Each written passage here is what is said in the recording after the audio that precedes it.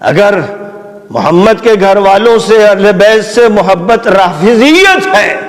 تو جن اور انس سب شہادت دیں، گواہی دیں کہ میں رافضی ہوں۔ اسی طرف یمن میں جو حضرت زید علیہ السلام کے ماننے والے، ان کی فقہ پر عمل کرنے والے، ان کی امامت اور قیادت کو ماننے والے ہیں، جو زیدی کہلاتے ہیں، وہ انصار اللہ اپنے کو کہتے ہیں۔ انہوں نے انصار اللہ کا لفظ اختیار کیا کہ جب اللہ خود حکم دے رہا ہے کہ انصار اللہ بنو، تو اب ہماری ذمہ داری تو یہی ہے کہ ہم لبیک کہیں۔ جب یہ کہا جائے کہ حزب اللہ بنو تو ہم لبیک کہیں، جب کہا جائے انصار اللہ بنو تو ہم لبیک کہیں۔ لیکن پھر ہمارے یہاں کے جھوٹے مکار، بگڑے ہوئے طماع اور حریص مولوی نکلے جو اس امت کے یہودی ہیں اور عیسائی ہیں، اور یہودیوں اور عیسائی احبار و رہبان کے نمائندہ اور ترجمان ہیں، بگڑے ہوئے دولت کی لالچ میں اور حکمرانوں کے جوتے چاٹنے کے نتیجے میں، اور ٹرمپ کے ماتحت اور نتنیاہو سے دوستی رچانے والے، یہ سب کے سب نکلے کہ دشیا ہیں۔ اب یہ سب وہ بدماشیاں ہیں، یہ وہ بدماشیاں ہیں کہ جو جانتا ہے وہ جانتا ہے، جو نہیں جانتا وہ بیچارہ دھوکہ کھا جاتا ہے، اور یہ سوچتا ہے کہ بھئی ہو سکتا ہے فلاں کا عقیدہ خراب ہو تو ہم کیا کریں۔ وہ بھی یاد رکھیے کہ حضرت امام ابو حنیفہ رحمۃ اللہ علیہ جو امام اعظم کہلاتے ہیں، اور بالکل حق ہے کہ ان کو امام اعظم کہا جائے، سارے ائمہ فقہا ان کے سامنے ایسے ہیں جیسے اطفال مکتب ہوں، ان کے شاگرد کی حیثیت رکھتے ہیں، اور یہ اعتراف امام شافعی نے کیا۔ امام ابو حنیفہ امام زید کے شاگرد بھی تھے اور ان کے تابع بھی تھے، وہ امام زید کو سب سے بڑا فقیہ بھی مانتے تھے اور قائد مانتے تھے اور ان کو اپنا امام مانتے تھے۔ اور جب امام زید حضرت حسن علیہ السلام کے پوتے، ایک طرف دادا نے کربلا میں شہادت کے خون سے رنگین ہونا قبول کیا تھا، اور وقت کے بدماش و ملعون و خبیث یزید کے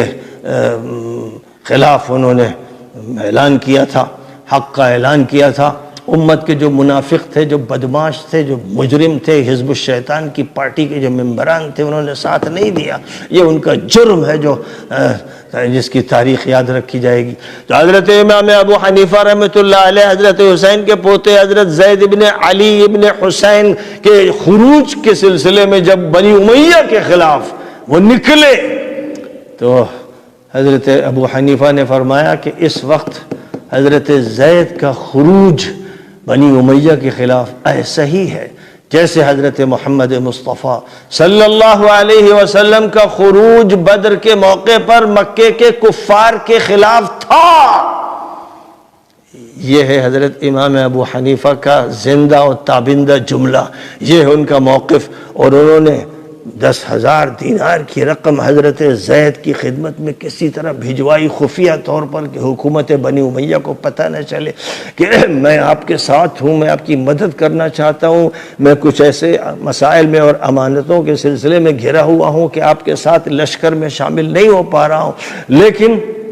میں مالی مدد بھیج رہا ہوں۔ تو ایک طرف انہوں نے مالی مدد کی اور ایک طرف انہوں نے زبان سے وہ بات کہی جو آخری بات ہو سکتی ہے کہ اہل سنت کے لیے مرکزی شخصیت امام زید کی ہے، خاص طور پر جو اپنے کو حنفی کہتے ہیں اور حنفی وضو اور نماز اور غسل کرتے ہیں اور میں حنفی ہوں بولتے ہیں، وہ جاہل کندہ ناتراش اور بے وقوف قسم کے گدھے ہیں جو ابو حنیفہ کے اصل موقف کو نہیں سمجھتے، جو اصل موقف تھا جس کا انہوں نے اظہار امام زید سے بھی کیا اور ان کے لوگوں سے کیا اور بنی امیہ سے اخفا کیا، کیونکہ وہ جانتے تھے کہ بنی امیہ حرامی، بدماش، خبیث، مجرم ہیں، اور ان کو انہوں نے وہ درجہ دیا جو مکے کے کافروں کا درجہ ہے کہ حضرت زید نبی پاک علیہ السلام کے مشابہ ہیں اور نبی کے راستے پر چل رہے ہیں، اور بدر میں جیسے جنگ کی تھی حضور پاک علیہ السلام نے ویسے ہیں حضرت زید، اور ان کے مقابل میں بنی امیہ کے حکمران، ان کی فوج، ان کی پولیس، ان کے خدام، یہ مکہ مکرمہ کے کافروں کی طرح ہے۔ یہ معتبر جملہ کتابوں میں نقل ہوتا چلا آ رہا ہے، کوئی بھی سیرت اٹھائیے امام ابو حنیفہ رحمۃ اللہ علیہ کی تو اس میں یہ موقف ملے گا۔ اب بنی امیہ کو جب یہ پتہ چلا کہ اچھا یہ زید کے ساتھ ہے، یہ زید کے ساتھ ہے، ظاہر ہے کہ امام ابو حنیفہ نے جتنا بھی راز رکھ سکتے تھے راز رکھا تھا، اور جو لوگ تھے سچے پکے وفادار مسلمان انہی کے سامنے باتیں کی تھی۔ تو جب بنی امیہ کے حکمرانوں کو یہ معلوم ہوا تو کوفہ کے گورنر نے امام ابو حنیفہ کو، اے مسلمانوں، ہندوستان پاکستان کے مسلمانوں، افغانستان کے ترکستان کے مسلمانوں، تمہارے امام اعظم ابو حنیفہ کو کوفہ کے گورنر نے پکڑوایا اور اس کے بعد سر پر ٹوپی اتار کے پھینک کے مڑے ہوئے سر پر کوڑے لگائے، اتنے کوڑے لگائے کہ سر پھٹ گیا اور خون بہنے لگا۔ یہ خاطر کی تمہارے ان لوگوں نے جو بنی امیہ کی حکومت سے تعلق رکھنے والے تھے۔ پوری بنی امیہ حکومت میں ایک شخص ایسے تھے حضرت عمر ابن عبدالعزیز جو خلافت راشدہ کے طریقہ کار پر تھے، تو انہیں بنی امیہ نے گوارا نہیں کیا اور 2-2.5 سال کے اندر ہی اندر زہر دے کے مار دیا۔ وہ اتنے بڑے کتے تھے، ایسے خبیث تھے، وہ اس زمانے کے ٹرمپ کی اولاد تھے، وہ نتنیاہو کے نمائندہ تھے، وہ بہت خبیث لوگ تھے۔ انہوں نے جو کچھ کیا ہے، یزید نے کربلا میں تو حضور کے خاندان کے لوگوں کو شہید کیا، پھر مدینہ منورہ میں 10,000 صحابہ اور تابعین کو شہید کیا، پھر مکہ مکرمہ میں کعبے پر گولے چلوائے اور وہاں مسجد حرام میں لاشیں تڑپا دی۔ یہ سب کام یزید نے کیا، بعد میں حجاج نے کیا۔ تو دنیا میں کوئی ایسی حکومت نہیں گزری، دنیا میں نہیں گزری ایسے فرعون، ایسے نمرود، ایسے خبیث لوگوں کی جیسی بنی امیہ کی حکومت تھی۔ اب بنی امیہ کی حکومت سے جو نسبت کرے اور ان کے لوگوں کی تعریف کرے تو وہ پٹنے کے لائق ہے، شام کے لوگ پٹنے کے لائق ہیں، اور جہاں جہاں بھی ان کی تائید ہوگی تو وہ پٹنے کے لائق۔ اب یمن میں مسلمانوں کی اکثریت عبداللہ علی صالح کے ساتھ تھی جو ملحد تھا، اور ناصر جیسے ملحد کا مقلد تھا، اور کمیونسٹوں سے اس کے تعلقات تھے، اس کی تائید کرتے ہیں۔ اور حضرت امام زید سے نسبت رکھنے والے جو اللہ کے بندے حق کی بات کرتے ہیں اور انصار اللہ کی انہوں نے جماعت بنائی ہے، ان کے خلاف بولتے ہیں کہ شیعہ ارے بدماشوں، خبیثوں، مجرموں، تمہاری بنی امیہ کی حکومت نے ابتدائی دور میں یمن میں ایسے ظالم و سفاک بھیجے جنہوں نے حضرت علی کے ایک ایک شخص کو چن چن کر قتل کیا، یہاں تک کہ حضرت علی کے گورنر حضرت عبداللہ ابن عباس کے بھائی حضرت عبیداللہ ابن عباس کو قتل کرنے کے ارادے سے چلا، اور حضرت عبیداللہ ابن عباس حضور کے چچا کے بیٹے یعنی حضور کے چچا زاد بھائی جن کو حضرت علی نے یمن کا گورنر بنایا تھا، ان سے نفرت میں یہ چلا ایک نمائندہ اس کا کہ جو ظالم و جابر حکومت قائم کرنے والا تھا، جو بانی تھا بنی امیہ کا، وہ چلا تو عبیداللہ ابن عباس سمجھ گئے کہ یہ مجھے قتل کرے گا، ٹکڑے کر دے گا، اس نے کیا کیا جرائم کیے ہیں، کیسے کیسے مظالم کیے ہیں، تو وہ کہیں چھپ گئے، یمن چھوڑ کے کدھر کہیں نکل گئے۔ تو یہ بدماش ان کے گھر پہنچا جو نمائندہ تھا بنی امیہ کا، اور اس کے بعد عبیداللہ ابن عباس کی بیوی کی چھاتی سے 2 بچے چھوٹے چھوٹے جو ابھی بالکل معصوم تھے، لگے ہوئے دودھ پی رہے تھے، اس نے ان کو ٹانگوں سے کھینچ کے زمین پر پٹخا اور اس بری طرح مارا ہے کہ کسی فرعون نے بھی بچوں کو اس طرح نہیں مارا ہوگا۔ اور اسی طرح پورے یمن میں اس نے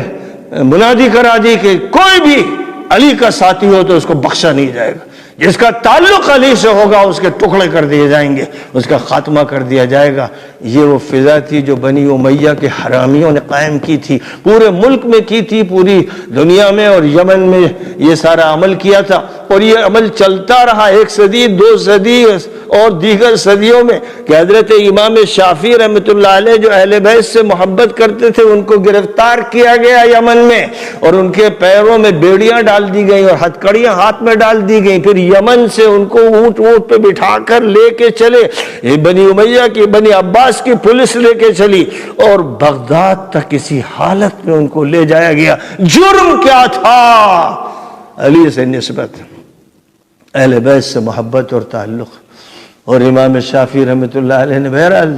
کلیجہ اپنا پھاڑ دیا اور دل کی بات زبان پہ لے آئے. شاید لوگ سمجھ لیں کھل کر کچھ کہہ نہیں سکتے تھے, قتل و غارت گری مچی ہوئی تھی. انہوں نے کہا ان کان رفضا حب آل محمد فلیشہد الثقلان انی رافضی. اگر محمد کے گھر والوں سے اہل بیت سے محبت رافضیت ہے